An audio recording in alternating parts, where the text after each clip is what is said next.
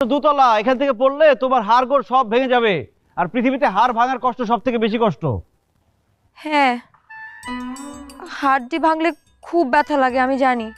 আর তুমি যদি এখান থেকে উপর হয়ে পড়ো, কি হবে জানো? কি হবে? তোমার সামনের সুন্দর সুন্দর দাঁতগুলো সব ভেঙে গুঁড়া গুঁড়া হয়ে যাবে। দাঁত ভাঙার কি যে ব্যথা!